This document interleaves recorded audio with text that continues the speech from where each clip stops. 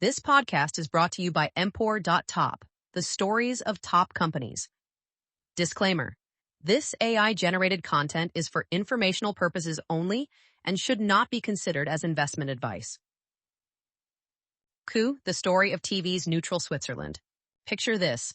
It's July 2021, and Roku's stock is hitting an all-time high of $490, with investors mesmerized by a pandemic-fueled streaming boom that seemed unstoppable. The company that started as a Netflix side project had somehow become the U.S. market leader in streaming video distribution, reaching nearly 145 million people by 2024. Fast forward just 18 months, and that same stock had cratered 90%, leaving investors wondering if they'd witnessed the greatest pump and dump in streaming history or merely a temporary setback in a longer transformation story. The central question isn't just how a company founded to make high-definition video players became streaming TV's dominant platform. It's how Anthony Wood, a British-born serial entrepreneur who'd already failed once in the DVR wars, managed to position Roku as the Switzerland of the streaming wars, remaining neutral while tech giants Amazon, Apple, and Google battled for dominance. This is a story of perfect timing, meeting imperfect execution, of a founder who bet his own money repeatedly on technology shifts that seemed obvious to him, but mystified Silicon Valley investors. It's about how selling hardware at a loss became a genius strategy, how advertising replaced subscriptions as the real prize, and why being the arms dealer in a content war proved more valuable than being a combatant. We'll trace Roku's journey from Wood's sixth startup attempt, Roku means six in Japanese, through the dramatic Netflix spin-off weeks before launch, the IPO euphoria, the pandemic rocket ship, and the subsequent reality check that saw the stock plummet from those $490 heights. Along the way, we'll unpack the platform neutrality strategy that made Roku indispensable, the advertising pivot that transformed its economics, and the brutal math of why hardware losses can create software fortunes. Key themes we'll explore: how platform businesses really work, why timing beats technology in consumer electronics, the art of strategic neutrality in platform wars, and the dangerous addiction of pandemic-era growth multiples. This is the Roku story. Equal parts triumph, hubris, and unexpected resilience. Wood was born and grew up in Manchester, England, followed by the state of Georgia in the U.S. At the age of 13, he moved to the Netherlands with family and then lived in Texas in the U.S. This nomadic childhood would shape a worldview that saw opportunities where others saw obstacles, a trait that would define his entrepreneurial journey. Growing up, first in Manchester, England, and then in Georgia and Texas, he was one of those kids who tinkers with everything. He built transistor radio kits, a Morse telegraph. He spent the 8th grade in the Netherlands, where he took a computer class and taught himself how to program. By the time he reached Texas A&M University, Wood wasn't just another engineering student, he was already building businesses. While in college, Wood founded his first company, AW Software, to sell computer programs. He also founded Sunrise Industries while studying engineering, developing software and hardware for the Amiga. The Amiga community was small but passionate, and Wood found his first taste of product-market fit, creating tools for creative professionals who needed affordable alternatives to expensive Silicon graphics workstations. The breakthrough came in 1995. Wood had been working on web development tools when the internet was still explaining itself to mainstream users. His company, iBand, caught the attention of a struggling Macromedia, which was desperately trying to pivot from CD-ROM authoring tools to the web. In March 1996, Macromedia acquired iBand Inc., developer of the Backstage family of dynamic web development tools, for $32 million. The deal was actually 860,000 shares of Macromedia stock valued at US $32 million. Wood was 30 years old and suddenly wealthy. But wealth didn't mean comfort. Steve Shannon, who co-founded iBand and is now general manager of content and services at Roku, paints a picture of Wood at this time as almost preternaturally confident and driven. Imagine if you had $500,000 to your name that you had earned through your own sweat equity. I think most people would want to squirrel that away or maybe put it in a house. But Anthony is just a double-down kind of guy, so he took that money and rolled it into his next startup. It's a gamble Wood has made repeatedly in his career. His tenure at Macromedia was rocky and involved a demotion in fact, if not in title. When his 2-year contract was up, he left to found Replay TV, a fan of Star Trek. The Next Generation, he was often frustrated at having to miss new episodes when they aired. Out of that frustration, his company was born. Replay TV, launched in 1997, represented Wood's first assault on the living room. The concept was revolutionary. A digital video recorder that could pause live TV, skip commercials, and even share shows between devices. The product launched at CES 1999, literally side by side with a competing product from a company called TiVo. What followed was a masterclass in how being right about technology doesn't guarantee business success. Replay TV won Best of Show at CES. Walt Mossberg chose it over TiVo in a head-to-head review.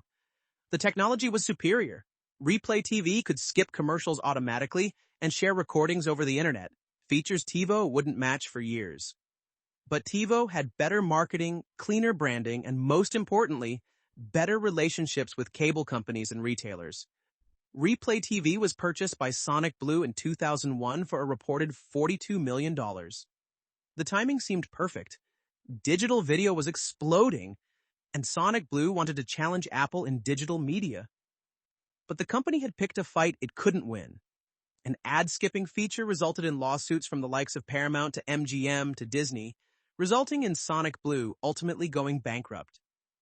On March 23, 2003, Sonic Blue filed for Chapter 11 bankruptcy, and on April 16th sold most of its assets, including Replay TV, to the Japanese electronics giant D&M Holdings.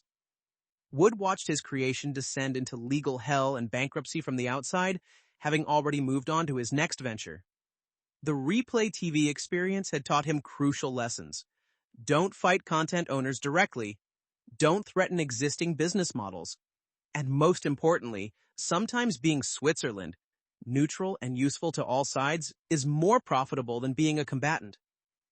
The serial entrepreneur emerged from the Replay TV saga with battle scars and wisdom. He'd learned that disruption doesn't mean destruction, that partners are more valuable than enemies, and that in platform wars, the arms dealers often outlast the armies. These lessons would prove invaluable when, in October 2002, he founded his 6th company. In 2002, Wood founded Roku Inc., his 6th startup, to market home digital devices. Roku means 6 in Japanese. Roku was founded in October 2002 as a limited liability company, LLC, by Replay TV founder Anthony Wood. Roku, Liu, meaning 6 in the Japanese language, represented the fact that Roku was the 6th company Wood started. The company was founded as a maker of high-definition video players and was funded by Wood himself with money he had earned from selling other businesses, including Replay TV. The name itself told a story. Susan, Anthony's wife, and I were eating at a Japanese restaurant one night, and I was trying to think of a name for Roku.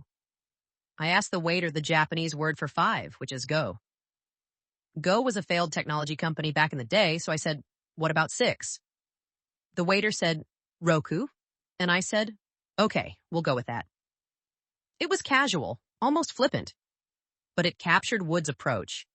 Keep moving forward, don't overthink, build the next thing. The early Roku was nothing like the streaming giant we know today. Wood initially focused on high-end audio products, launching the SoundBridge line of network music players in 2003. These weren't revolutionary devices. They let you stream music from your computer to your stereo system, but they were well-designed, reliable, and most importantly, platform agnostic. While Apple was locking users into iTunes, Roku's devices worked with everything. iTunes, Windows Media Player, Rhapsody, whatever you had. This neutrality wasn't accidental. Wood had learned from Replay TV that picking fights with content owners was suicide. Instead, he positioned Roku as the friendly intermediary, the Swiss Army knife of digital media. The SoundBridge devices found a small but devoted following among audio enthusiasts and early adopters who appreciated the open approach. By 2005, Roku was selling products in Best Buy and had established itself as a legitimate, if niche, consumer electronics company. But Wood saw these audio products as a stepping stone. He could see the future coming. He had jotted it down in a notebook years earlier, long before the technology was ready. The future was streaming video. The DVR was only a midpoint, a stepping stone. In 2002, 1 year after selling Replay TV, he launched Roku, a company whose ambition is nothing less than to be the operating system for television. The challenge was timing. In 2002, streaming video was a joke. Most Americans still had dial-up internet. YouTube didn't exist. Netflix was mailing DVDs in red envelopes. But Wood had been here before. Too early with Replay TV, watching TiVo reap the rewards of the market he'd helped create. This time, he would be patient. He would build the infrastructure, establish the relationships, and wait for the technology to catch up to his vision. By 2006, the landscape was shifting. Broadband penetration had reached a tipping point. YouTube had exploded onto the scene, proving that people would watch video on their computers. More importantly, Netflix had quietly launched a Watch Instantly feature, offering a limited selection of movies and TV shows for streaming. The problem was getting that content from computers to television screens, where people actually wanted to watch it. Wood had been tracking Netflix's moves carefully. He knew Reed Hastings from Silicon Valley circles. Both were entrepreneurs who'd made their fortunes in the first dot-com boom and were now trying to reinvent entertainment. In early 2007, Wood made his move.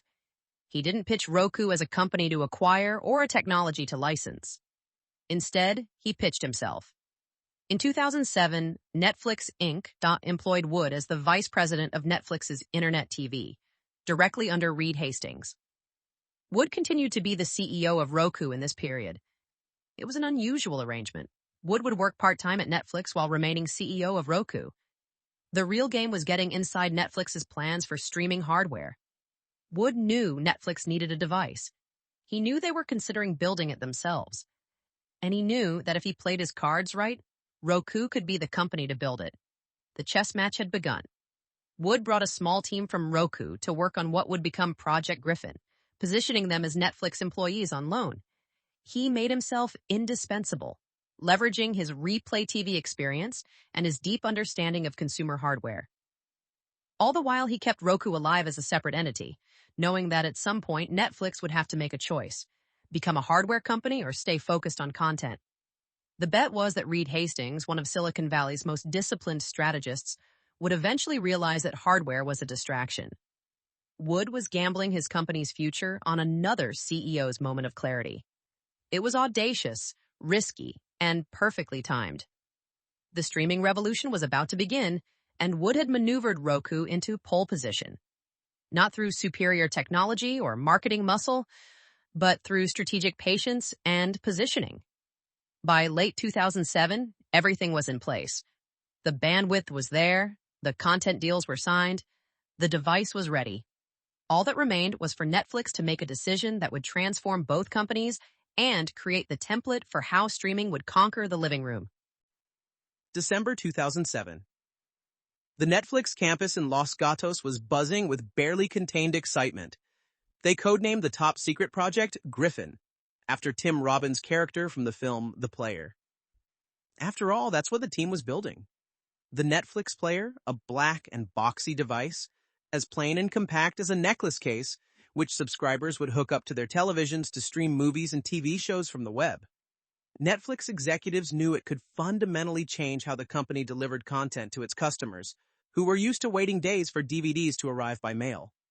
Soon, Netflix could leverage the digital content deals it was striking with studios to dominate the living room, a war still waging today between industry giants like Apple, Google, and Microsoft. It was December 2007, and the device was just weeks away from launching. The Griffin team had been working around the clock for months. The Netflix player had gone through the typical development stages, which are traditionally referred to as EVT, DVT, and PVT, that is, engineer, design, and product validation testing. During this process, the team refined everything from the software and user interface to the device's thermal requirements and supply chain. Working with Frog Design on the form factor, the group imagined at one point dyeing the device red to look like a Netflix envelope. The hardware had gone through endless rounds of product reviews in front of Hastings in the Netflix amphitheater. Internal beta testing had been done, marketing materials had been printed, prices had been set, and advertisements were being shot.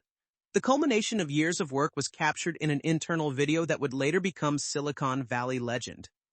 During the all-hands meeting, the entire company saw its future on the big screen, in a video detailing the Griffin initiative. A spoof on the Dharma initiative from the TV show Lost, which was wildly popular at the time, the video poked fun at the company's production process. Product managers used highly evolved scientific processes, says the narrator, as Netflix employees in lab coats throw darts at a wall and play Pong. The video also features a trip to a Foxconn supplier outside Shanghai. One of the first times video was shot inside a Foxconn manufacturing facility, a source tells me. Then, in a move that would define both companies' futures, Reed Hastings killed it. Hastings decided that having a company-branded set-top box would do more harm than good, realizing a fundamental truth about platform businesses. You can be a content company or a hardware company, but being both creates conflicts of interest that limit growth. We were getting so close to shipping the hardware, and Reed decides, I changed my mind. I don't want to do hardware anymore. If we ship our own hardware, it could be viewed as competitive, Wood told Fast Company. Putting all that money into it, getting it as far along as he did, and then deciding we're not going to do it? Wow, I was surprised. There was so much momentum inside the company. But Hastings wasn't being capricious. He'd been having conversations that Wood wasn't privy to, with Apple about Apple TV, with Microsoft about Xbox, with Sony about PlayStation. The message was clear. If Netflix launched its own hardware, it would be declaring war on every potential distribution partner. Why would Apple feature Netflix on Apple TV if Netflix was selling a competing box? Why would game consoles integrate Netflix if the company was trying to make them obsolete? The solution was elegant. Spin off the entire project to Roku. Netflix would transfer the Griffin device, the team that built it, intellectual property, and even some cash to Roku. In exchange, Netflix would take an equity stake, about 15% of the company. Wood would get his device, Netflix would stay neutral, and consumers would get a dedicated streaming player without the baggage of platform politics. Netflix invested $6 million in Roku as part of an equity funding round. More valuable than the money was what came with it: a nearly finished product, momentum, and most importantly, Netflix's commitment to support the device at launch. The Roku DVPN-1000 would launch not as the Netflix player, but as a Roku device that happened to play Netflix. The distinction was crucial. Netflix then decided instead to spin off the company, and Roku released their first set-top box in 2008. Its primary function was to connect to a television via composite video and offer access to Netflix's growing library of streaming movies and TV shows. This initial focus on a single service was a strategic move, allowing Roku to establish a foothold in the emerging streaming market. The device was relatively affordable and easy to use, making it an attractive option for consumers looking to experience streaming content on their TVs. The first Roku player launched in May 2008 at $99.99, deliberately priced to undercut Apple TV's $229 price point. It did one thing: stream Netflix. No rentals, no purchases, no other services. Just Netflix. The simplicity was intentional. Wood had learned from Replay TV that feature creep killed products. Make it simple, make it work, make it cheap. The enthusiasts would come first, then the masses. The response was immediate and positive. Within months, Roku had sold 100,000 units. But Wood knew that being a one-service player was dangerous. Netflix had given Roku life, but depending on a single partner was a recipe for eventual irrelevance. The same week the first Roku shipped, Wood's team was already in negotiations with Amazon about adding their video service. By fall 2008, they'd added Amazon Video on Demand, Major League Baseball, and several smaller services. Netflix sell all of its Roku shares, translating to nearly 15% of Roku's equity, to Menlo Ventures to avoid the perception of potentially favoring one streaming distribution manufacturer over another. This was another crucial moment. Netflix's exit as a shareholder freed Roku to be truly neutral. No longer was it Netflix's box, it was the streaming box, period. The Griffin saga revealed the genius of both Reed Hastings and Anthony Wood. Hastings had the discipline to kill a project at the finish line when he realized it threatened Netflix's larger strategy. Wood had the foresight to position himself to catch what Hastings threw away. Both men understood that in platform businesses, owning the customer relationship matters more than owning the technology. The accidental partnership between Netflix and Roku had created the template for streaming's conquest of the living room. Not through vertical integration or walled gardens, but through strategic separation and mutual benefit. Netflix got distribution without the headaches of hardware. Roku got a killer app without the costs of content. And consumers got a simple black box that would transform how they watched television. The streaming wars were about to begin in earnest. Amazon, Apple, and Google would all launch competing devices. Smart TVs would integrate streaming directly. New services would proliferate. But Roku had established the playbook. Be neutral, be simple, be everywhere. It was a strategy that would carry them from startup to IPO to market leader, even as bigger, richer competitors tried to muscle them aside. May 20th, 2008, the Roku DVP-N1000 began shipping to customers who had no idea they were receiving a piece of history. The device was almost aggressively simple. A black plastic puck about the size of a hockey puck with minimal ports and a remote that had just 9 buttons. No fancy interface, no app store, no games, just Netflix. For $99.99, you could stream unlimited movies and TV shows to your television, assuming you had broadband and a Netflix subscription. The simplicity was deceptive. Under the hood, it features an NXP PNX 8935 video decoder, supporting both standard and high-definition formats up to 720p, HDMI output, and automatic software updates, including the addition of new channels for other video services. That last feature, automatic updates that could add new services, was the Trojan horse. Customers thought they were buying a Netflix player. They were actually buying a platform. Wood had learned from the SoundBridge days that exclusive relationships were death sentences in consumer electronics. Within months of launch, Roku was in serious negotiations with every streaming service that existed, which, in 2008, wasn't many. Amazon Video on Demand came first, launching in July 2008. This was crucial. It proved to both consumers and the industry that Roku wasn't just a Netflix box. In 2009, Roku expanded its offerings beyond Netflix, introducing the Roku Channel Store. This marked a significant shift in Roku's strategy, transforming it from a dedicated Netflix player into a platform for multiple streaming services. The Channel Store allowed users to access various content providers, including Amazon Video on Demand, now Amazon Prime Video, Hulu Plus, and MLB.tv. This move was crucial for Roku's long-term success, as it diversified its content offerings and positioned itself as a neutral platform, attracting more users and content partners. The Channel Store was revolutionary in its simplicity. Unlike Apple's App Store, which launched around the same time, Roku's channels were free to add. No purchase decisions, no credit cards, just click and watch, assuming you had a subscription with the service. This removed friction at exactly the right point. Getting someone to try a new service was hard enough, without making them pay for the privilege of access. But the real genius was in what Roku didn't do. They didn't create their own content. They didn't favor one service over another. They didn't force users into subscriptions or ecosystems. While Apple was trying to sell you movies and Amazon was pushing Prime, Roku just wanted to be the box you turned on. This neutrality would become their moat. Roku launched 2 new models in October 2009. The Roku SD, a simplified version of the DVP with only analog AV outputs, and the Roku HD XR, an updated version with 802.11n Wi-Fi and a USB port for future functionality. The Roku DVP was retroactively renamed the Roku HD. The product line expansion was strategic. The SD at $59.99 attacked the low end, while the HD XR at $129.99 offered premium features for early adopters. The numbers told the story. By the end of 2009, Roku had sold over 400,000 devices.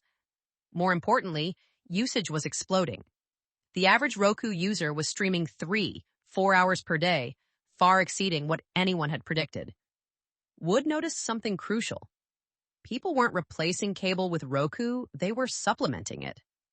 The device was finding its way into bedrooms, basements, vacation homes, anywhere someone wanted easy access to streaming without dealing with cable boxes or bills. In August 2010, Roku announced plans to add 1080p video support to the HD-XR. The next month, they released an updated lineup with thinner form factors. A new HD, the XD with 1080p support, and the XDS with optical audio, dual-band Wi-Fi, and a USB port. The XD and XDS also included an updated remote.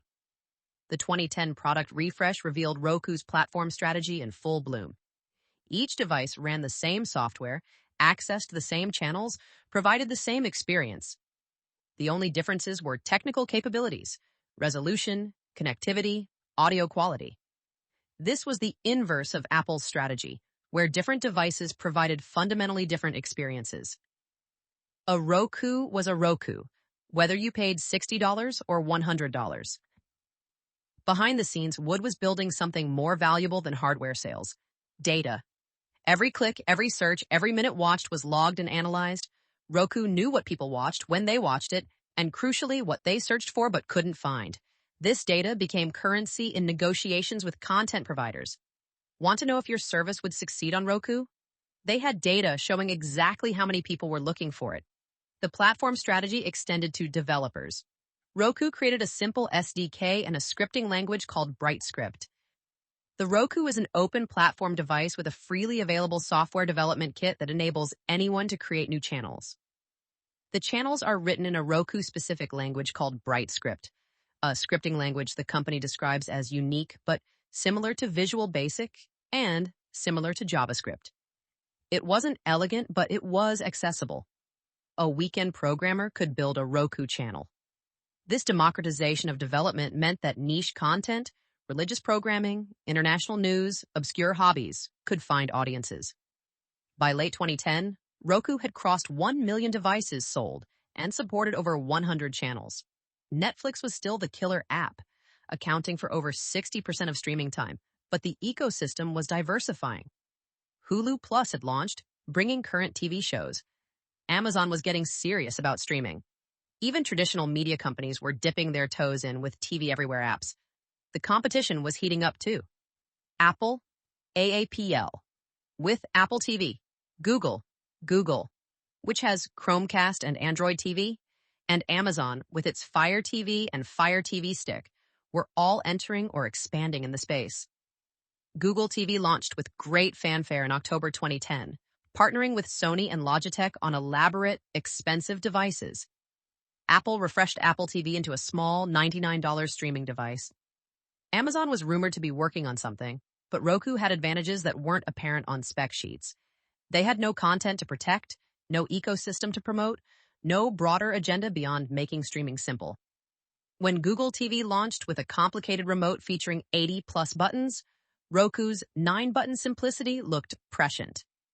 When Apple TV required iTunes and an Apple ID, Roku just worked. The Swiss Army knife strategy was working. Wood understood something his competitors didn't. In the early days of a platform shift, being neutral is more valuable than being integrated. Consumers didn't want to choose sides in the streaming wars. They wanted access to everything. Roku gave them that without judgment, without friction, without agenda. It was a positioning that would carry them through the next decade, even as the streaming landscape grew exponentially more complex. In July 2011, Roku unveiled its second generation of players, branded as Roku 2 HD, XD, and XS. All three models include 802.11n, and also add micro SD slots and Bluetooth. The XD and XS support 1080p, and only the XS model includes an Ethernet connector and USB port. But the hardware refresh was just table stakes. The real innovation was happening in software and strategy. Wood had been watching the television industry carefully. Smart TVs were beginning to emerge, with Samsung, LG, and Sony building their own operating systems. The interfaces were universally terrible, slow, clunky, rarely updated. TV manufacturers were hardware companies trying to be software companies, and it showed. Wood saw opportunity where others saw threat. The conversation that would transform Roku happened in a nondescript conference room in 2013. Wood was meeting with executives from TCL, a massive Chinese manufacturer that most Americans had never heard of, despite making millions of TVs for other brands. TCL had a problem. They wanted to enter the US market under their own brand, but they had no software platform. Building one would cost tens of millions and take years. Wood's pitch was simple. Why build when you can partner? Roku would provide the entire operating system, the content partnerships, the user experience. TCL would make the TVs. Consumers would get a television with Roku built in. No box required, no additional remote, just turn on your TV and start streaming. In 2014, Roku partnered with smart TV manufacturers to produce TVs with built-in Roku functionality. The company expanded the reach of its streaming platform by partnering with TV manufacturers as Roku's licensees to sell Roku's operating system already installed on smart TVs. This allowed Roku's operating system to get pre-installed on smart TVs. The Roku TV initiative launched at CES 2014 with TCL and Hisense as partners. The industry response was skeptical. Why would anyone want a Roku TV when they could just buy a Roku player? Why would TV manufacturers give up control of their user experience? The questions revealed a fundamental misunderstanding of the market. Consumers didn't care about TV brands. They cared about content. They didn't want another box, another remote, another cable. They wanted to buy a TV, plug it in, and watch Netflix. Roku TV delivered exactly that. At $229 for a 32-inch model, it was cheaper than buying a dumb TV plus a Roku player. The math was simple. The experience was seamless. The real innovation was the business model. Roku didn't charge TCL for the operating system. Instead, they shared revenue from advertising and content subscriptions. This aligned incentives perfectly. TCL wanted to sell TVs, Roku wanted active users. Every Roku TV sold was a new customer for Roku's platform business, acquired at zero cost. In 2015, towards measuring the success of its advertising effort success, Roku partnered with Nielsen, a company that specializes in advertising effectiveness. In 2016, Roku partnered with Magna, a media firm that specializes advertising, in order to incorporate targeted advertising on its streaming platform. These partnerships weren't just about measurement. They were about legitimizing Roku as an advertising platform comparable to traditional television. The advertising strategy was sophisticated but hidden from users. Roku knew what you watched across all services. They knew if you started a series on Netflix but didn't finish it. They knew if you searched for a movie but couldn't find it.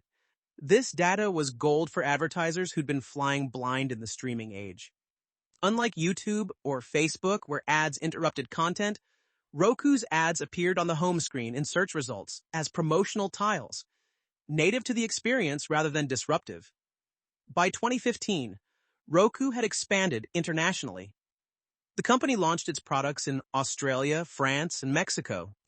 Each market required different content partnerships, different payment methods, different user expectations. The UK launch had happened earlier in 2012, teaching valuable lessons about international expansion. British users expected BBC iPlayer, catch-up services from ITV and Channel 4, and different sports packages. Roku adapted, but slowly, carefully. The Roku channel store had exploded to over 3,000 channels by 2016. Most were garbage, someone's vacation videos, a looping fireplace, channels that hadn't been updated in years. But hidden in the noise were gems, Pluto TV's free streaming channels, niche international content, educational programming. The long-tail strategy meant that everyone could find something, even if that something was weird. In January 2012, Roku released its dongle-type player, the streaming stick, which had evolved significantly by 2016. The latest version was essentially a full Roku player, shrunk to the size of a USB stick, powered by the TV's USB port. It was an engineering marvel that competitors struggled to match. Amazon's Fire TV Stick ran hot. Google's Chromecast required a phone to control it. Roku's solution was elegant. a full streaming platform that disappeared behind your TV. The numbers by 2016 were staggering. Roku had sold over 10 million streaming players. More importantly, Roku TV had captured 8% of the US smart TV market in just 2 years. Every major TV manufacturer except Samsung and LG had signed on as partners. The platform hosted over 3,500 channels. Active accounts had grown to 13 million, streaming billions of hours annually. But the most important metric was one Wall Street didn't yet understand. Platform revenue. In 2016, Roku generated $77 million from platform services, advertising, revenue shares, content distribution fees. This was pure margin business, scaling infinitely with no additional hardware costs. Player revenue was $232 million, but at gross margins below 10%. The future was clear. Hardware was the customer acquisition cost, platform was the business. Wood had pulled off something remarkable. While Apple, Amazon, and Google were fighting over who could build the best streaming box, Roku had made the box irrelevant. They were inside the TV. They were the TV. The operating system for television that Wood had envisioned back in 2002 was becoming reality. The streaming wars were intensifying. Netflix was spending billions on original content. Amazon was bundling video with Prime. New services were launching monthly. But Roku remained Switzerland, neutral, welcoming, profitable from everyone else's competition. As 2016 ended, Wood was preparing for the next phase, taking Roku public. The platform was built, the model was proven, the growth was undeniable. It was time to show Wall Street that the future of television wasn't about content or hardware. It was about being the platform where everything else happened. Connected TV platform company Roku went public on September 28, 2017, and the initial public offering, IPO, priced at $14 per share. However, most investors couldn't get that price. Roku stock opened its first day of trading at $15.78 and closed out the day at $23.50 per share. Roku jumped up 67% on its first day of trading, making it the top first-day climber of 2017 for a U.S.-listed tech company with an IPO bigger than $50 million. The roadshow had been brutal. Wood and CFO Steve Loudon spent weeks explaining to skeptical investors why a hardware company with negative gross margins on its primary product was actually a high-margin advertising and platform business. The S-1 filing revealed the truth of Roku's business model for the first time. We currently generate a majority of our revenue from sales of our streaming players, but the real story was in the details. Platform revenue in 2017 was $225 million, growing at 115% year over year. Player revenue was $187 million, growing at just 18%. More tellingly, gross margin on hardware was 10%, while platform gross margin was 76%. Every dollar of platform revenue was worth $7 of hardware revenue in terms of actual profit. The market was beginning to understand. Roku wasn't selling boxes, they were acquiring customers. Wood, a former Netflix executive who played a role in the invention of the DVR, will own 27.3% of Roku's stock and will control approximately 32.1% of the voting power. The dual-class structure gave Wood control even as the company went public, allowing him to pursue long-term strategy without worrying about quarterly earnings pressure. The timing of the IPO was perfect and terrible simultaneously. Perfect because streaming was at an inflection point, Netflix had 100 million subscribers, cord-cutting was accelerating, every media company was planning a streaming service. Terrible because Amazon had just announced they were selling Fire TV sticks at a loss, Google was giving away Chromecasts, and Apple was rumored to be investing $1 billion in original content. But Wood had data his competitors didn't. Roku users were streaming 14.8 billion hours annually. The average account watched 3.5 hours per day. More importantly, 45% of Roku users had cut the cord entirely. They were streaming-only households. This wasn't a side business or a hobby. For millions of Americans, Roku was television. The platform business model was elegant in its simplicity. Content publishers paid Roku to distribute their subscription services, typically giving Roku 20% of subscription revenue for customers acquired through the platform. Advertisers paid for targeted ads on the home screen, within content and in search results. Roku sold buttons on remotes. Netflix, Hulu, Amazon, and others paid millions for dedicated buttons that launched their services instantly. In 2018, Roku did something that seemed crazy. They launched their own channel. The Roku channel wasn't another Netflix competitor. It was free, ad-supported, and filled with older movies and TV shows licensed from studios. The content was unremarkable, but the strategy was brilliant. The Roku channel generated high-margin advertising revenue while giving Roku first-party data on viewing habits. It also gave them leverage in negotiations. If Netflix got too demanding, Roku had their own content to promote. According to Forbes, Roku had 41% of market share in 2018. Despite competing against companies with market capitalizations 100x larger, Roku was winning. The reason was focus. While Amazon used Fire TV to sell Prime subscriptions and Apple used Apple TV to lock users into their ecosystem, Roku just wanted to be the best streaming platform. No agenda, no ulterior motive, just streaming. The numbers accelerated through 2018 and 2019. Active accounts grew from 19 million to 27 million to 36 million. Streaming hours exploded from 14.8 billion to 24 billion to 40 billion. Platform revenue surged from $225 million to $417 million to $740 million. The hockey stick growth that venture capitalists dream about was happening at scale, in public markets. Wall Street's reaction was schizophrenic. The stock would surge on earnings beats, crash on Amazon rumors, recover on user growth, plummet on gross margin concerns. It traded between $26 and $176 through 2018 to 2019, a volatility that reflected fundamental confusion about what Roku really was. Hardware company, platform, advertising business? The answer was all three, but the proportions were shifting rapidly toward high-margin platform revenue. The competitive landscape was brutal. Amazon was essentially giving away Fire TV devices, bundling them with Prime Day deals, even building them into some TVs for free.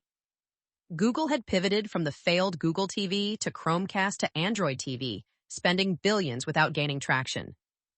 Apple had finally gotten serious about services with Apple TV+, investing in prestige content from Steven Spielberg and Oprah.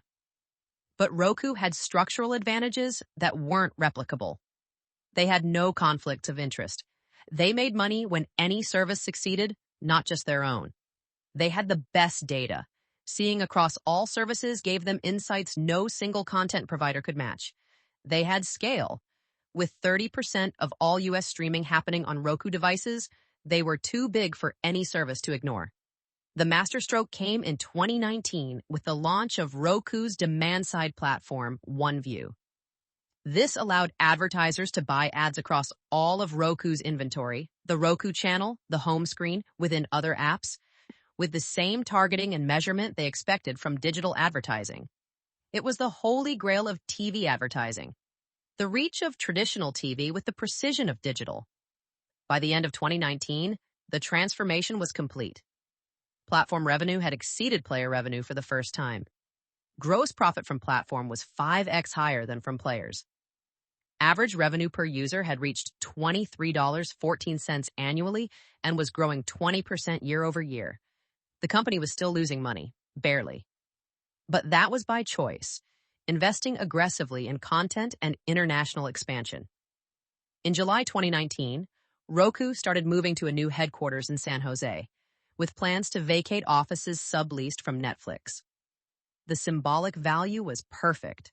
Roku was no longer Netflix's child, but a full-fledged platform company in its own right. The student had become the master, or at least a peer. As 2019 ended, storm clouds were gathering. Every major media company was launching a streaming service. Disney Plus was coming. HBO Max, Peacock, Paramount Plus. The fragmentation of content was accelerating. Some observers wondered if Roku's neutral platform would matter when every content owner wanted direct relationships with consumers. Wood wasn't worried. Fragmentation was Roku's friend. The more services, the more consumers needed aggregation. The more passwords to remember, the more valuable single sign-on became. The more content scattered across platforms, the more important universal search became.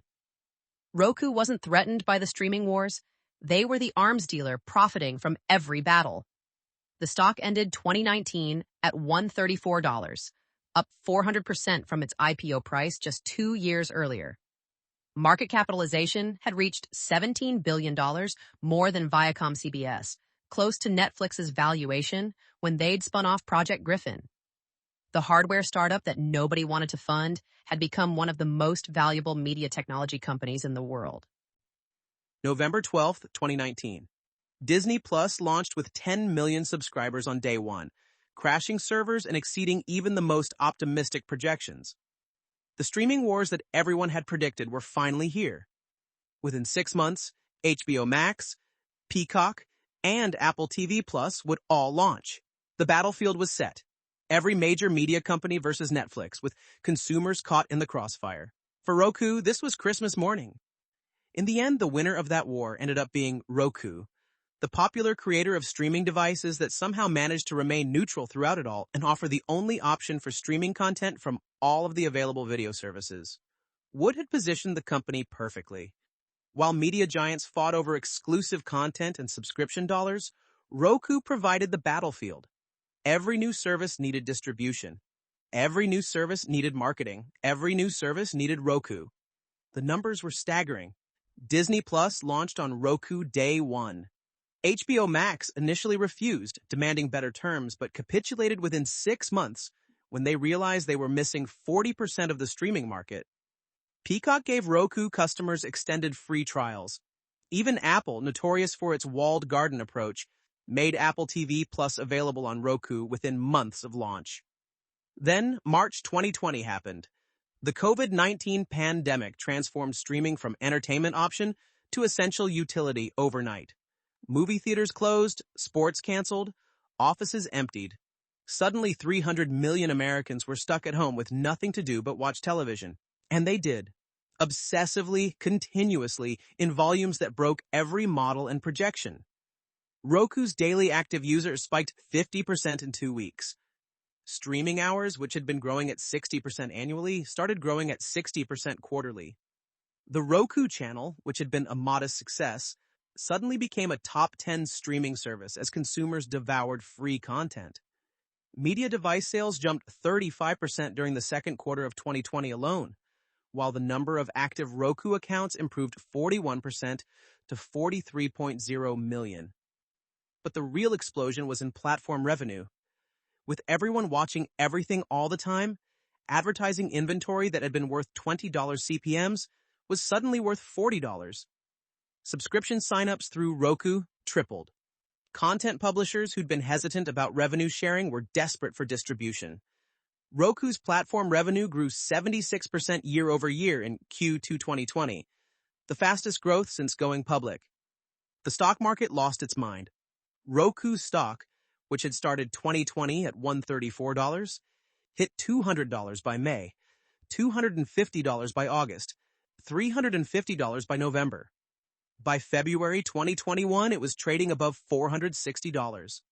The all-time high Roku stock closing price was $479.50 on July 26, 2021, giving the company a market capitalization of $65 billion, more than Viacom CBS and Discovery combined, approaching half of Netflix's value.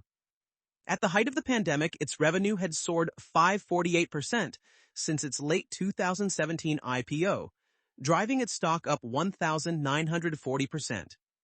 The mathematics of the bull case were intoxicating. If Roku could maintain 40 million active accounts spending $30 annually on platform revenue, that was $1.2 billion in nearly pure margin revenue. If they could reach 100 million accounts at still just a third of U.S. households, at $50 ARPU, that was $5 billion. The TAM was enormous, the margins were beautiful, the growth was hyperbolic. Wall Street analysts competed to raise price targets.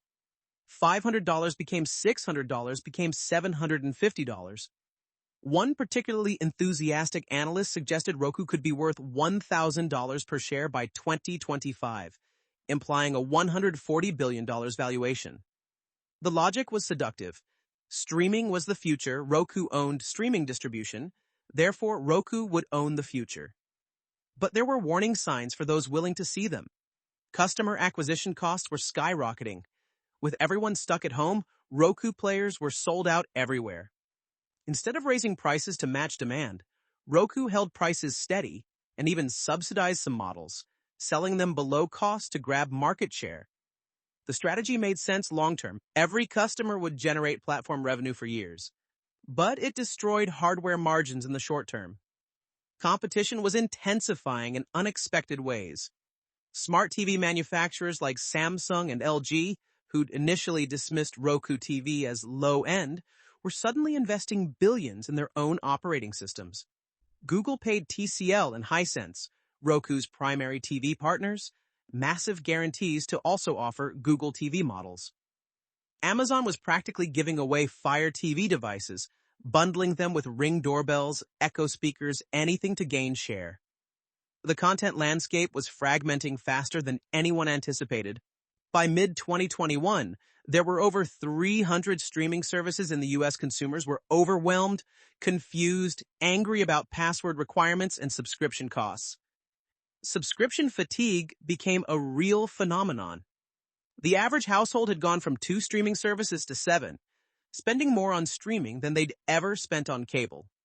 Roku tried to be the solution. They launched universal search that showed where content was available and at what price. They introduced subscription management tools.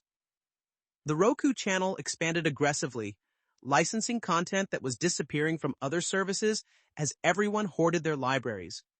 They even experimented with producing original content, buying shows that had been canceled elsewhere. The international expansion accelerated. Roku launched in Brazil, the largest media market in Latin America. They expanded across Europe, though progress was slow. Each country had different content expectations, different payment methods, different regulations. The UK was a modest success, but France and Germany proved challenging. International streaming was not the land grab that US streaming had been. By mid-2021, the pandemic boom was showing cracks. Vaccination rates were rising, offices were reopening, movie theaters were coming back. The extraordinary consumption patterns of 2020 were normalizing, but year-over-year comparisons looked terrible. How do you show growth when last year's quarter included the entire world locked inside? The earnings call for Q2 2021 was a masterclass in managing expectations. Wood talked about normalizing viewing patterns and returning to seasonal patterns and lapping difficult comparisons. The numbers were still good. Revenue grew 81% year-over-year, but the sequential growth had stalled. New account additions slowed. Viewing hours per account actually declined for the first time ever. The market's reaction was swift and brutal. Roku stock fell 8% the day after earnings. Then another 5% the next week. By September, it was down 20% from its peak. The narrative was shifting. Maybe Roku was a pandemic beneficiary, not a secular growth story. Maybe streaming wasn't replacing linear TV, but complementing it. Maybe the TAM wasn't as big as everyone thought. But the real problems were just beginning. Inflation was rising. The Federal Reserve was talking about raising interest rates. Growth stocks across the board were getting hammered. And Roku, trading at 15x revenue with no profits in sight, was the poster child for pandemic excess. As 2021 ended, Roku stock was at $230, down 50% from its peak, but still up 70% for the year. The company had 60 million active accounts, was streaming 70 billion hours annually, and generating $2.7 billion in revenue. By any normal measure, it was a massive success, but the market doesn't care about normal measures during bubble deflations. The streaming wars had created a king, crowned it with a $65 billion valuation, and was about to tear it all down. The question wasn't whether Roku would survive, the business was too strong for that, but whether investors who bought at $490 would ever see that price again. The unraveling began slowly, then all at once. January 2022. The Federal Reserve confirmed what markets feared. Interest rates were going up, and fast. Growth stocks started selling off immediately. Roku, still unprofitable despite billions in revenue, was among the first casualties. The stock fell from $230 to $190 in 2 weeks. This was just the appetizer. February 18th, 2022. Roku reported Q4 2021 earnings. Revenue grew 33% year over year to $865 million. By any historical standard, phenomenal growth. But the guidance was catastrophic. First quarter 2022 revenue would grow just 25%, the slowest rate in company history. Worse, Roku would lose money, a lot of money, as they continued investing in content and international expansion despite slowing growth. The stock cratered 22% in after-hours trading, opening the next day at $130. In 6 months, Roku had lost $40 billion in market value. The shares would go on to pull back dramatically from their pandemic peak. The story was shifting from growth at any cost to where are the profits? But the real shock came in April 2022. Netflix, the company that had given Roku life, reported its first subscriber loss in a decade.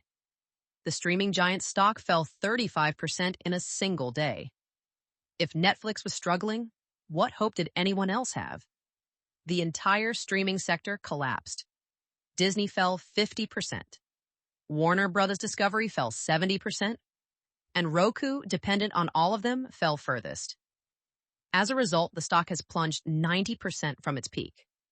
The 91% drop-off in Roku's share price is one of the worst performances of any large-cap stock during 2022's tyrannical bear market. By July 2022, Roku was trading at $65 below its price from 2019, erasing 3 years of gains in 3 months. The business challenges were real and mounting. In the third quarter of this year, platform revenue only grew 15% year over year to $670 million. In the same quarter last year, platform revenue grew 82%. The pandemic comparisons were impossible. How do you show growth against a quarter when the entire world was locked inside watching Tiger King? More concerning was the advertising market. As the economy slowed and recession fears mounted, advertising spending collapsed. Connected TV advertising, which had been growing 100% annually, slowed to 20%. Traditional advertisers pulled back budgets. Direct-to-consumer brands, which had fueled much of Roku's growth, disappeared entirely as venture capital dried up. CPMs that had reached $40 during the pandemic fell back to $15. Wood made a crucial decision: hold the line on hardware pricing. Roku chose to subsidize the cost of its namesake streaming devices rather than raise prices, even as inflation and supply chain disruptions sent costs skyrocketing. Components that cost $30 in 2020 cost $50 in 2022. Shipping from China tripled. But Roku kept selling their basic streamer for $29.99, accepting negative 20% gross margins on hardware to keep acquiring customers. The strategy was financially brutal, but strategically sound. Amazon and Google, seeing Roku's weakness, tried to steal market share by also subsidizing hardware. But they didn't have Roku's platform monetization engine. Every customer Amazon acquired for Fire TV was a money loser unless they bought Prime. Every Chromecast Google sold was a loss leader for YouTube. Only Roku had built a true platform business model where hardware losses were customer acquisition costs. The layoffs started in March 2022. First, 200 employees, about 9% of the workforce. Then another 200 in November. The cuts were primarily in content and international expansion, growth initiatives that suddenly looked like luxuries. The Roku channel's original content ambitions were scaled back. International expansion beyond English-speaking markets was paused. The company that had been hiring 50 people per month was suddenly in survival mode. But there were bright spots hidden in the carnage. Despite the economic headwinds, people kept streaming. Active accounts grew to 70 million by the end of 2022. Streaming hours reached 95 billion annually. The Roku channel became a top 5 streaming service by viewing hours, ahead of Paramount Plus and Peacock. The platform was working even if the stock wasn't. The smart TV strategy was particularly successful. Data from Comscore indicates that Roku controls an industry-leading 37% of the United States over-the-top, non-cable, connected television advertising market. Roku TVs represented 40% of all smart TVs sold in the U.S. during 2022. Every TV was a 7-year customer relationship, generating platform revenue long after the initial sale. In January 2023, Roku made a surprising move. They acquired Quibi's content library for less than $100 million. Quibi, Jeffrey Katzenberg's billion-dollar mobile streaming disaster, had produced premium content with Hollywood stars that almost nobody had watched. Roku rebranded it as Roku Originals, giving the Roku channel exclusive premium content at a fraction of the production cost. The stock found a bottom around $40 in December 2022, down 92% from its peak. At that price, Roku was valued at just $5 billion, less than 2x revenue. For comparison, Netflix traded at 4x revenue, Disney at 3x. The market was pricing Roku like a dying retailer, not a growing platform business. The turnaround began slowly. Q1 2023 earnings showed platform revenue re-accelerating. Advertising CPM stabilized. The company reached EBITDA profitability for the first time. The stock doubled from its lows, reaching $80 by May 2023, but this was still 85% below the peak. Investors who bought during the pandemic frenzy were still underwater by huge margins. Wood's tone on earnings calls shifted from growth evangelist to pragmatic operator. He talked about operational efficiency and path to profitability and disciplined investment. The company that had spent lavishly on content and international expansion was now focused on extracting maximum value from its existing user base. ARPU became the key metric, not user growth. At the end of the third quarter of 2017, it had 16.7 million active accounts. By the end of the same quarter last year, it had 65.4 million. And last month, it announced that it surpassed 70 million accounts around the new year, the most new accounts it's added during a quarter in 2 years. The crash had revealed uncomfortable truths about Roku's business model. Platform revenue was more cyclical than expected, tied closely to advertising markets. International expansion was harder and more expensive than anticipated. Competition from deep-pocketed tech giants wasn't going away. The neutral Switzerland strategy worked, but it meant Roku captured less value than vertically integrated competitors. But it also revealed strengths. Roku had survived a 90% drawdown without running out of cash, cutting costs dramatically while maintaining growth. They'd held onto market share despite Amazon and Google's aggressive subsidies. Most importantly, they'd proven that the platform business model worked even in the worst advertising environment in a decade. As 2023 progressed, the narrative shifted again. Maybe Roku wasn't the next Netflix, worth $500 per share. But maybe it wasn't worthless either. Maybe it was what Wood had always said: the operating system for television, valuable but not revolutionary, profitable but not exponential. Maybe, after all the hype and crash, Roku was just a good business at a fair price. The stock ended 2023 around $90, up 125% from the lows, but still down 80% from the peak. The company was generating $3.5 billion in revenue, had 80 million active accounts, and was approaching sustained profitability. The pandemic boom and bust was over. The real business of building the streaming platform could finally begin. According to Roku's Q4 2023 report, the platform surpassed 80 million active accounts, with users clocking over 100 billion streaming hours throughout the year.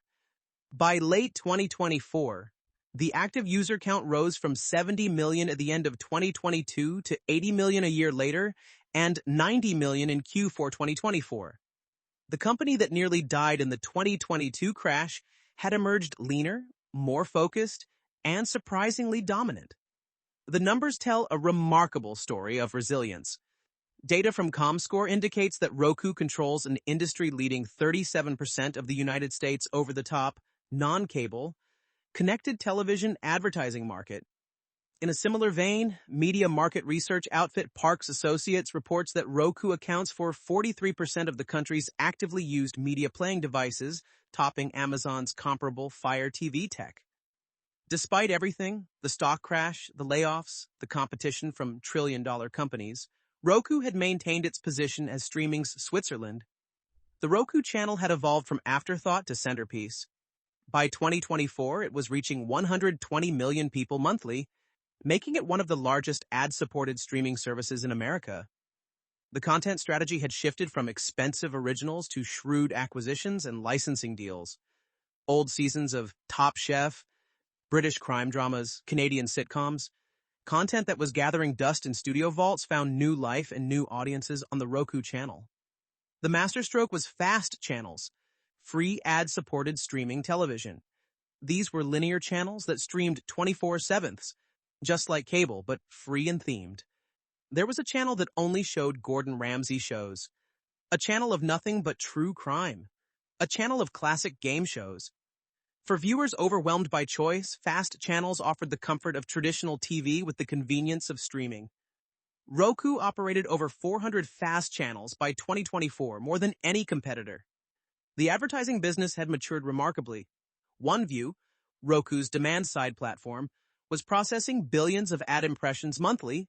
The company could tell advertisers not just who watched their ads, but what they did afterward. Did they search for the product? Did they visit the brand's channel? Did they actually buy something?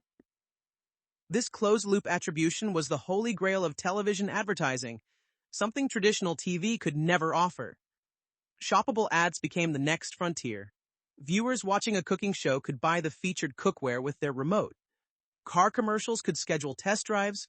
Movie trailers could sell tickets. Roku was transforming from a media platform into a commerce platform, taking a cut of every transaction. The remote control was becoming a credit card. International expansion remained challenging but was finally showing progress. Roku had learned that each market was unique. What worked in the US failed in Europe. What worked in Europe failed in Latin America. The strategy shifted from aggressive expansion to selective partnership. In Mexico, they partnered with TV Azteca. In Germany, with local broadcasters. Instead of conquering the world, Roku was building bridges. The smart TV strategy had exceeded all expectations. By 2024, 1 in 3 smart TVs sold in America was a Roku TV.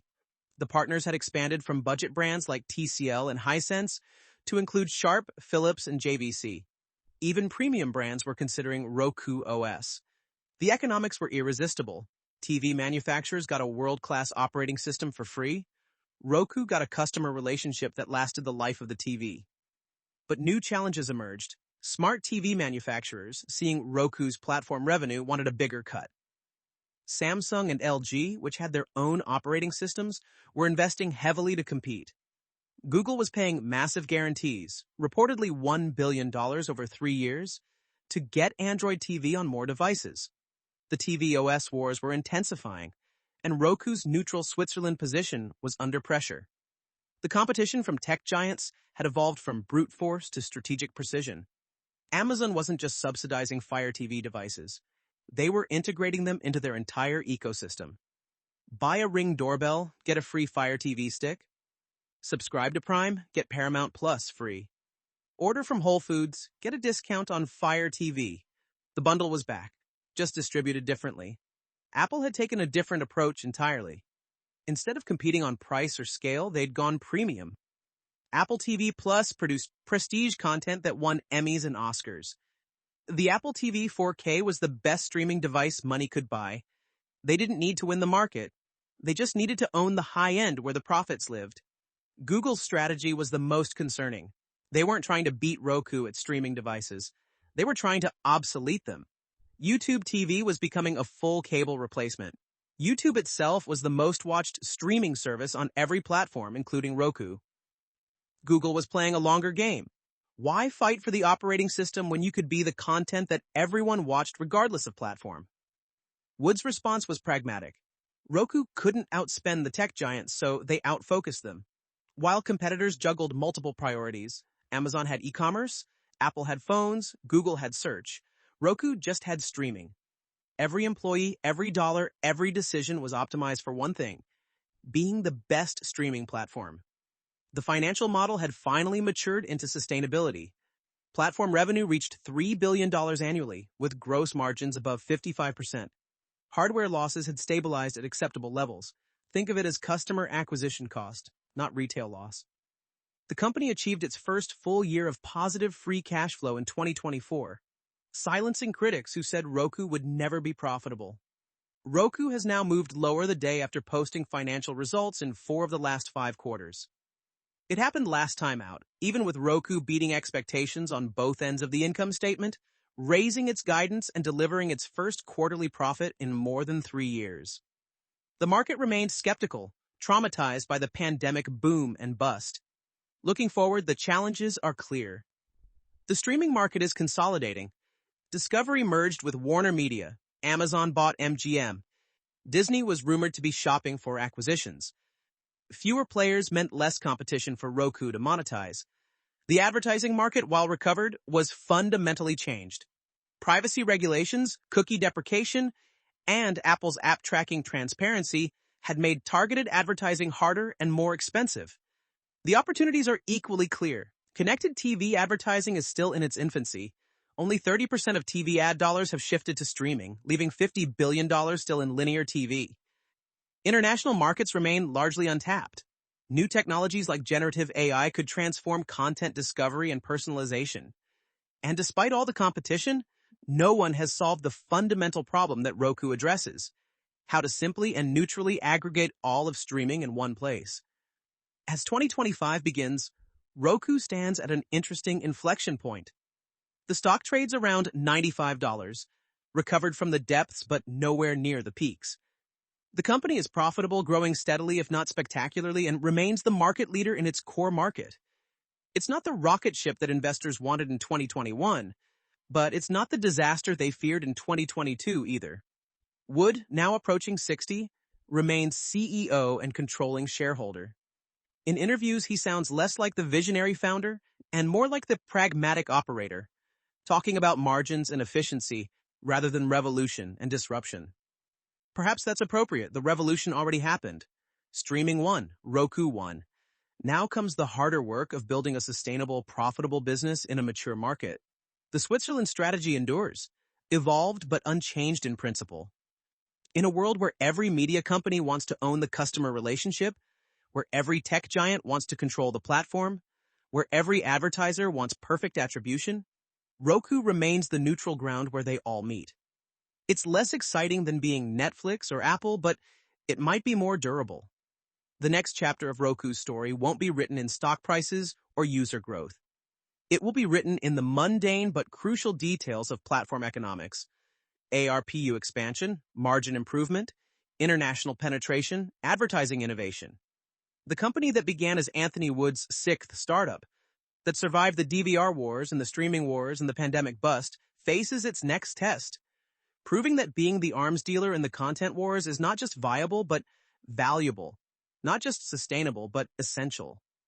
The streaming future that Wood envisioned in 2002 has arrived. The question now is whether Roku can remain its Switzerland, or whether the forces of consolidation, competition, and commoditization will finally breach its neutrality. The answer will determine whether Roku becomes the next great media platform or merely a footnote in the history of how television transformed from broadcast to broadband. The power of platform neutrality in winner-take-all markets.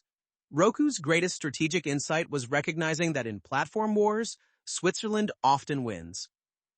While Amazon leveraged Fire TV to sell Prime memberships, Apple used Apple TV to lock users into iOS, and Google pushed YouTube through Chromecast, Roku just wanted to stream everything.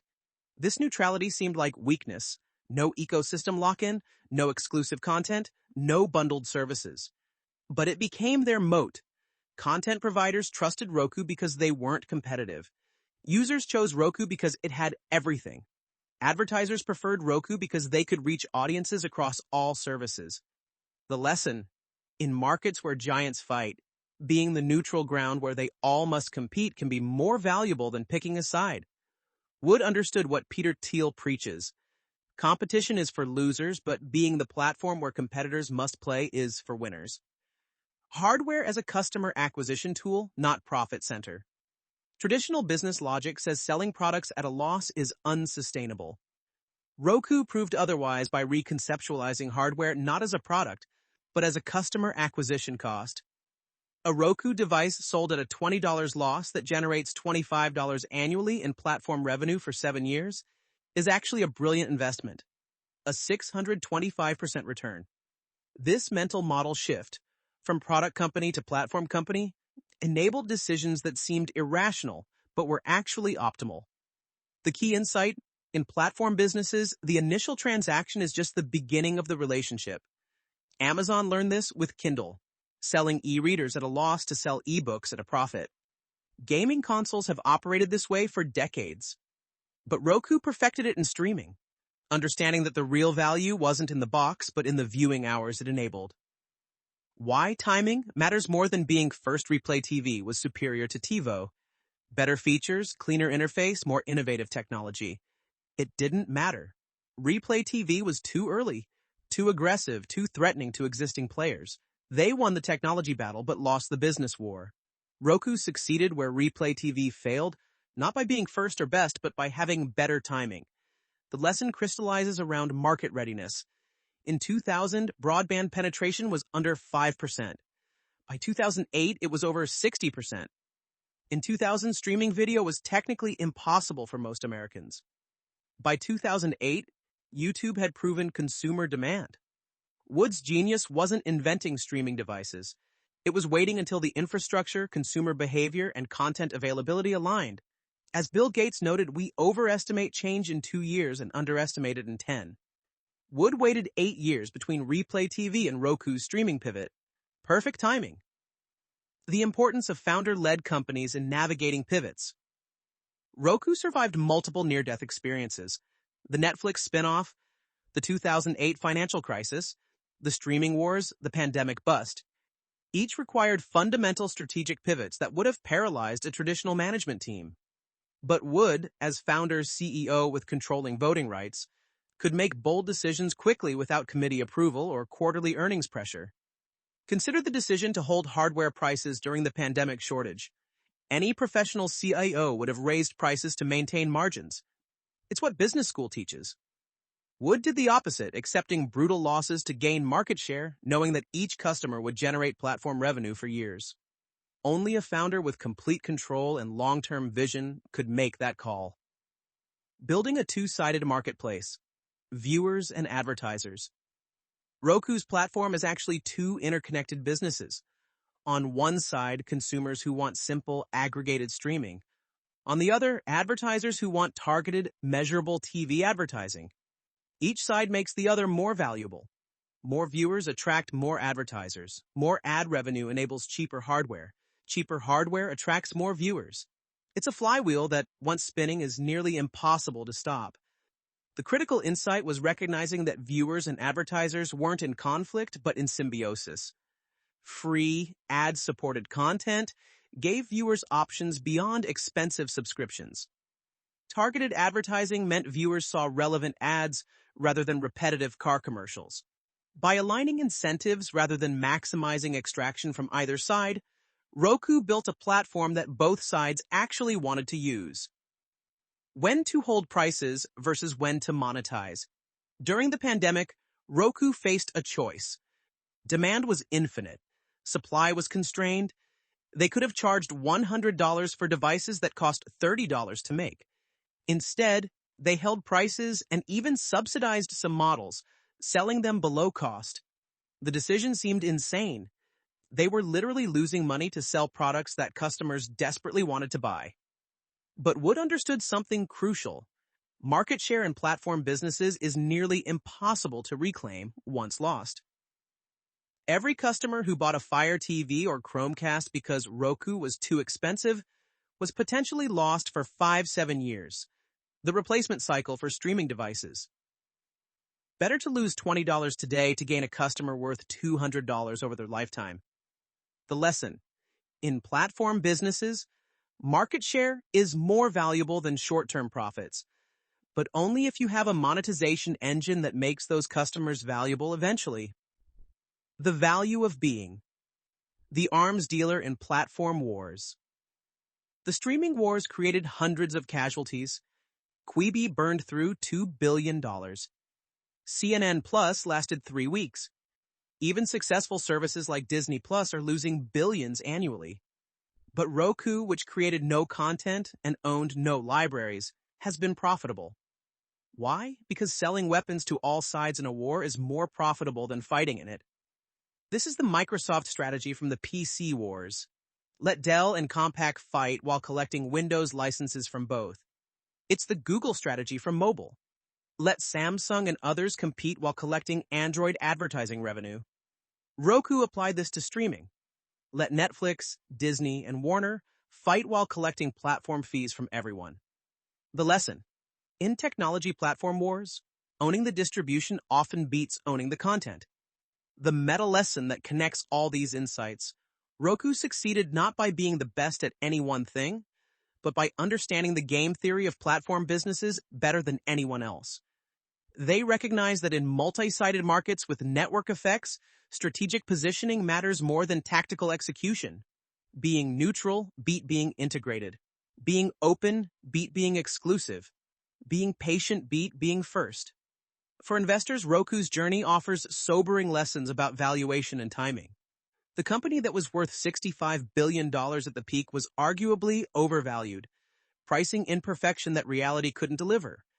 The same company at $5 billion at the trough was arguably undervalued, pricing in disaster that never materialized. The truth, as often happens, lies somewhere in between. Roku is neither the next Netflix nor the next Blockbuster, but something more interesting: a profitable platform business in a growing market with sustainable competitive advantages and rational competition. Bull case: the streaming platform monopoly. The optimistic view starts with market position. Roku controls an industry-leading 37% of the United States over-the-top connected television advertising market and 43% of the country's actively used media playing devices. In business, market leadership often becomes self-reinforcing. Developers build for the largest platform first. Advertisers spend where the audiences are. Content providers negotiate with the market leader most favorably. Roku's dominance creates a network effect that compounds annually. The secular shift to streaming remains early globally. While U.S. households have largely cut the cord, international markets lag by 5-10 years. Europe, Latin America, and Asia represent billions of potential users who are just beginning their streaming journey. Roku doesn't need to dominate internationally. Capturing even 10% of international streaming would double their addressable market. The company that won the U.S. market has the playbook, technology, and relationships to expand globally. The advertising opportunity is most compelling. Television advertising is a $70 billion annual market in the U.S. alone, with only 30% shifted to streaming. As linear TV viewership inevitably declines, down 10% annually for the past 5 years, those advertising dollars must go somewhere. Roku, with the largest reach and best attribution data, is positioned to capture a disproportionate share. If TV advertising follows digital advertising's evolution, the platforms that enable targeting and measurement will capture most of the value. Platform-agnostic approach creates a sustainable moat. Unlike competitors who push their own services, Amazon with Prime, Apple with Apple TV+, Roku benefits when any service succeeds. This neutrality becomes more valuable as the streaming market fragments. Consumers facing 10+ streaming services need aggregation more than ever. Roku's universal search, single sign-on, and content discovery tools become essential infrastructure as complexity increases. The financial model has finally proven sustainable. Platform gross margins above 55% and growing. Free cash flow positive with improving trends. A business model where customer acquisition costs are front-loaded, but lifetime value extends 5 to 7 years. Once Roku achieves steady-state economics, stable market share, normalized content costs, mature advertising operations, the business could generate 20 to 30% EBITDA margins on $10+ billion in revenue. That's a $3 billion annual profit stream from the current base alone before any growth. Bear case, the commoditization trap. The pessimistic view starts with competitive dynamics. Smart TV manufacturers are cutting out the middleman. Samsung's Tizen OS and LG's WebOS are improving rapidly. Why would TV manufacturers give Roku 30% of advertising revenue when they could keep 100%? As smart TVs become commoditized, manufacturers will seek differentiation through proprietary software. Roku TV could lose its partners just as Android phone manufacturers increasingly fork Android or build alternatives. International expansion is proving more difficult than anticipated. Each market requires different content partnerships, payment methods, and user experiences. Unlike Netflix, which can amortize content globally, Roku must essentially rebuild its platform country by country. The costs are enormous, the time frames are long, and local competitors have significant advantages. Roku might remain a US-only success story. The advertising market is structurally cyclical. When recessions hit, advertising spending falls first and fastest. Roku's 2022 experience, platform revenue growth slowing from 82% to 15%, reveals uncomfortable dependency on macro conditions. Unlike subscription businesses with predictable revenue, advertising platforms face volatile earnings that markets punish with lower multiples.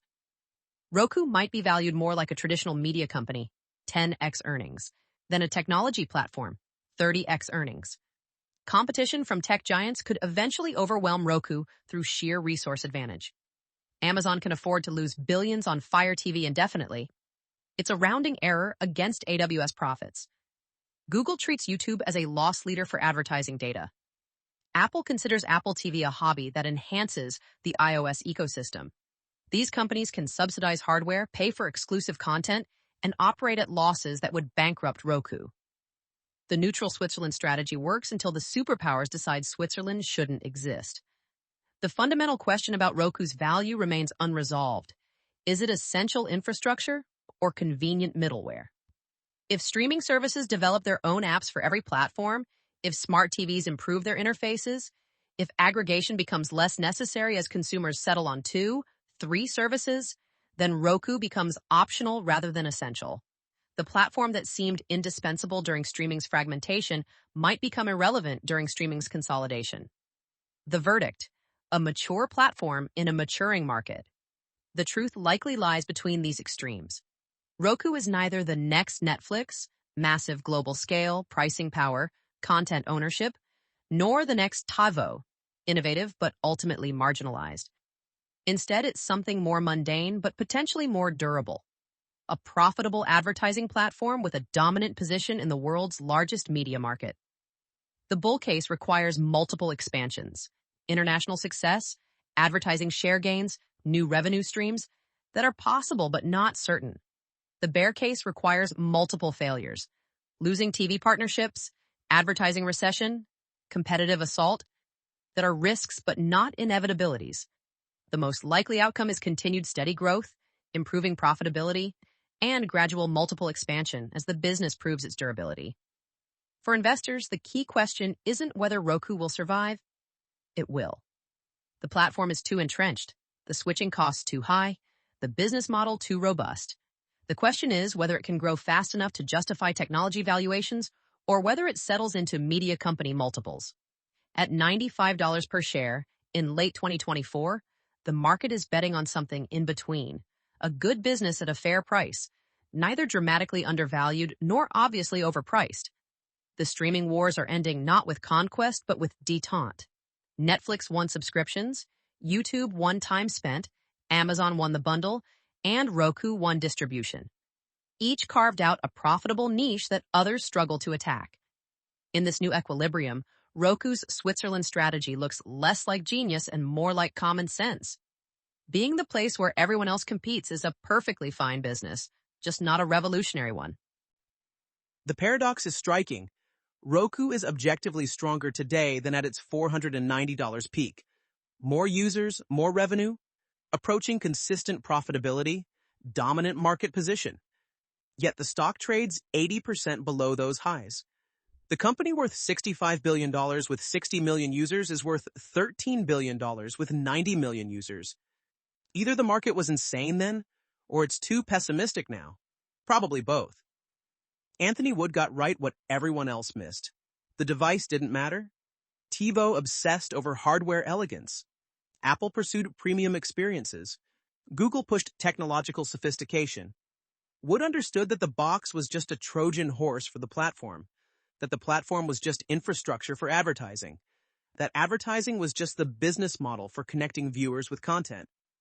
Every decision, staying neutral, accepting hardware losses, refusing exclusive content, followed from this insight. If we were CEOs, the next chapter. The AI opportunity is obvious but treacherous. Every streaming service struggles with discovery. Netflix alone spends $1 billion annually on recommendation algorithms. Roku, sitting above all services, has the best data set. What users watch across platforms, what they search for but don't find, what makes them subscribe or cancel. An AI that could genuinely recommend what to watch, not just promote what pays the most, would be revolutionary. But it requires investment Roku can't afford and risks alienating content partners who want to control their own recommendations. Interactive and shoppable TV represents the next frontier. Roku has experimented with buying products through your remote, but the experience remains clunky. Imagine watching a cooking show and ordering ingredients for delivery, seeing a fashion show and buying the outfit, watching sports and betting on the game, all through your remote. The technology exists, the partnerships are forming, but someone needs to make it seamless. Roku's position as the neutral platform makes them the natural transaction layer, taking 2 to 3% of every purchase without competing with merchants. International expansion needs radical rethinking. Instead of rebuilding Roku country by country, partner with local champions. In India, partner with Jio. In Brazil, with Globo. In Japan, with Rakuten. Provide the technology platform and advertising infrastructure while local partners handle content and customer relationships. It's less profitable than direct expansion, but actually achievable. Better to own 30% of something than 100% of nothing. The smart home integration is inevitable but dangerous. Roku already sells smart home devices, cameras, doorbells, lights, but they're add-ons rather than integrated experiences. Imagine your TV automatically dimming lights for movie night, pausing when the doorbell rings, showing camera feeds, picture-in-picture. The technical integration is straightforward, but this puts Roku in direct competition with Amazon's Alexa and Google's Nest. The Switzerland strategy suggests staying neutral. Integrate with everyone rather than building proprietary solutions. The consolidation question. The elephant in the room. Should Roku sell itself? Trade Desk wants connected TV inventory. Walmart wants advertising technology. Netflix needs an advertising platform. Even Apple, facing slowing iPhone sales, might want Roku's platform to jumpstart services revenue. At the right price, that's probably $30, $40 billion, or $200 and $250 per share. A sale might maximize shareholder value. But Wood owns controlling votes and shows no interest in selling. He's built 6 companies and never stuck around after acquisition. Roku is different. It's his life's work, his vindication after Replay TV's failure. Plus, the regulatory environment makes big tech acquisitions nearly impossible. The FTC would scrutinize any deal, particularly from Amazon or Google. Roku might remain independent, not by choice, but by regulatory necessity. The long game: can Roku remain neutral as streaming consolidates? The trend is clear. Disney owns Hulu. Amazon bought MGM. Paramount merged with Skydance. Warner merged with Discovery. Fewer players mean fewer partners mean less need for aggregation. If streaming becomes 3 super services plus YouTube, does Roku matter? The answer depends on consumer behavior. If households subscribe to everything and never cancel, Roku becomes less relevant. But if they rotate subscriptions, Disney Plus for Marvel releases, Netflix for new seasons, Max for HBO shows, then Roku's aggregation becomes essential. Early data suggests rotation is increasing. Consumers are becoming sophisticated about gaming subscriptions, and Roku enables that behavior. The deeper question is whether streaming was a transitional technology or the end state. What if streaming was just the bridge between linear TV and something else? Perhaps AI-generated personalized content. Perhaps immersive virtual experiences. Perhaps something not yet invented. Roku survived the transition from DVDs to streaming. Could they survive the transition from streaming to whatever's next? Wood, in recent interviews, sounds philosophical about it. He built Roku to solve his own problem, wanting to watch content simply on his TV. That problem is largely solved. The company succeeded beyond any reasonable expectation. Market leader, billions in revenue, profitable platform. Whatever comes next, Roku proved that neutral platforms can thrive amid warring giants, that patience beats aggression in technology transitions, that being the arms dealer beats being the army. Final reflections. The Roku story offers profound lessons about platform businesses and technology timing. It shows that in markets with network effects, position matters more than performance. Being adequate at the right place beats being excellent at the wrong place. Roku was never the best at anything.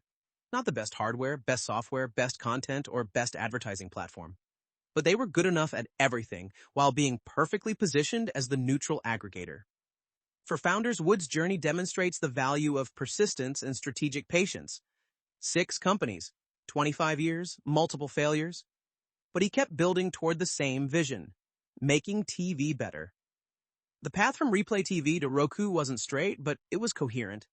Each failure taught lessons that informed the next attempt. For investors, Roku illustrates the danger of narrative-driven valuations. At $490, the story was perfect. Pandemic beneficiary, cord-cutting accelerator, advertising revolution.